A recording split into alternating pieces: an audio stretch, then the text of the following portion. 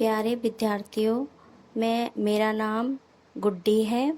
मैं आपकी हिंदी की अध्यापिका हूँ। आज मैं आपको पाठ 1 भाषा, लिपि और व्याकरण पढ़ाने जा रही हूँ। आइए पढ़िए। भाषा। मनुष्य के मन में अनेक प्रकार के भाव, विचार प्रकट होते हैं। उन्हें प्रकट करने के लिए वो अनेक साधनों का प्रयोग करता है। जिस साधन का वह प्रयोग करता है उसे भाषा कहते हैं। भाषा की परिभाषा।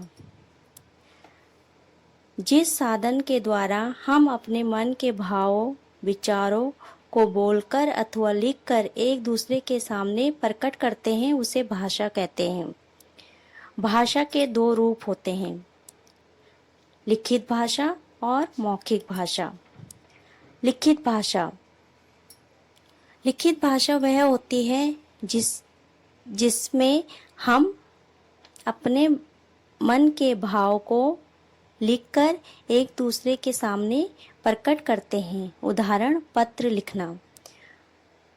मौखिक भाषा वह भाषा होती है जिसके द्वारा हम अपने मन के भाव और विचारों को एक दूसरे के सामने बोलकर प्रकट करते हैं।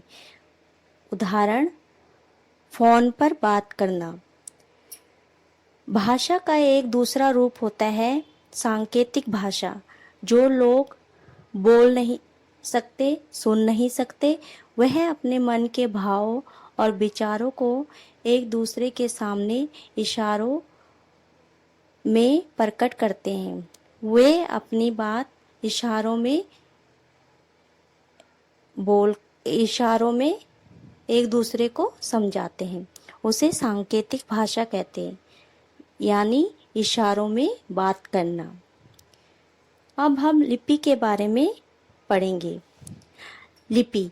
प्रत्येक भाषा को अलग अलग तरीके से लिखा जाता है। लिखने के इस ढंग को लिपि कहते हैं। भाषा और लिपि। हिंदी भाषा की लिपि देवनागरी, संस्कृत भाषा की लिपि देवनागरी, उर्दू भाषा की लिपि फारसी, अंग्रेजी भाषा की लिपि रोमन, पंजाबी भाषा की लिपि गुरुमुखी, फ्रेंच भाषा की लिपि रोमन।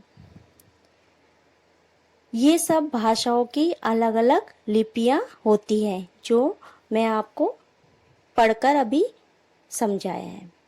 भारतीय संविधान में 14 सितंबर 1949 को हिंदी को राजभाषा बनाया गया। 14 सितंबर को हिंदी दिवस के रूप में मनाया जाता है। भारत एक विशाल देश है।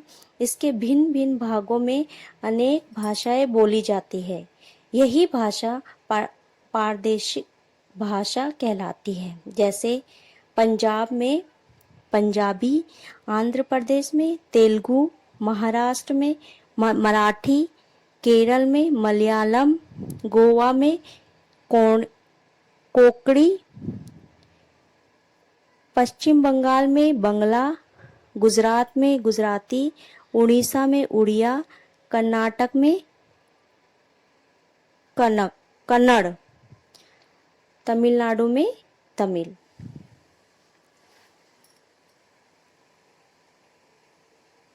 आपको मैंने भाषा के बारे में समझा दिया है। भाषा के 2 रूप होते हैं, मौखिक भाषा और लिखित भाषा। अब मैंने आपको लिपि के बारे में समझा दिया है। उन चिन्हों को लिपि कहते हैं जो भाषा को लिखने में प्रयोग होता है। व्याकरण।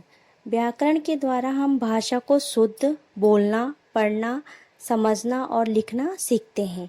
भाषा के प्रयोग में कोई गलती ना हो, इसके लिए व्याकरण का ज्ञान आवश्यक है।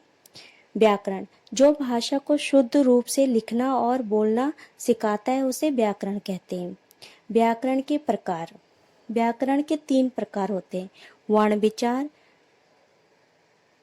शब्द विचार, वाक्य विचार। इसमें वर्णों के उच्चारण और उनके लिखने के ढंग पर विचार होता है।